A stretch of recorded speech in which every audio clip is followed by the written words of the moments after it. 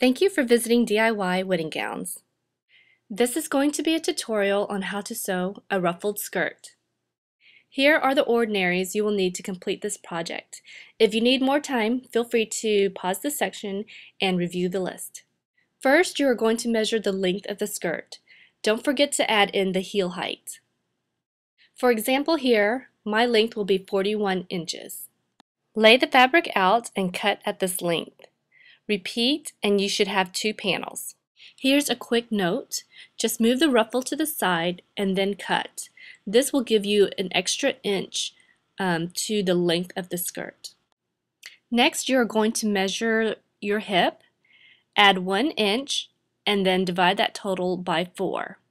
We will be using this measurement as the waist measurement when cutting the ruffled fabric. So all you have to do now is just cut it all the way to the corner of the fabric. At the hemline, about 4 inches down and 1.5 inches up, just kind of do a curve cut to the skirt. And repeat it for the other panel. Now open up the panels and lay the fabric on top of each other with the right sides facing each other. Now sew along the sides and just make sure you line up the ruffles as you sew. Now we'll be working with the petticoat. You can wear it separately, however, I like to wear mine sewn into the skirt. So I will cut about 1/2 inch above where the tulle starts, and it should look like this. Next, you will measure the width of the crinoline and divide that by 2. For example, mine is 10.5 inches. Next, you will cut the fabric lining using the measurements for your waist width and the petticoat width. Repeat and you should have 2 panels. Open them up, sew the sides together, and then attach it to the petticoat, and it should look like this. The length of your petticoat should equal the length of your ruffled skirt. Put the petticoat inside the ruffled skirt and stay stitch the waist of the ruffled fabric to the lining.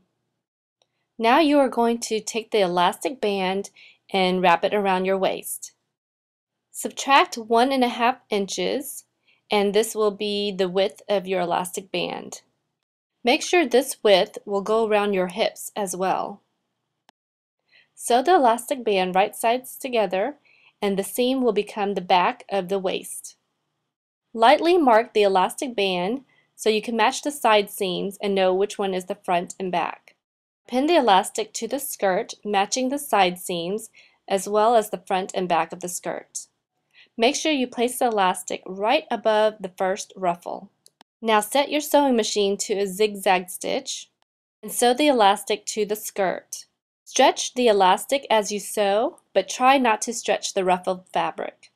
Trim the excess fabric inside the waistline and you are finally complete. Thank you for visiting DIY Wedding Gowns. I hope you get inspired to create something extraordinary out of the ordinary. If you would like to learn how to make the Genevieve statement necklace, please click on the necklace. If you would like to learn how to make a bridal sash or a traditional veil, please click on one of the gold buttons.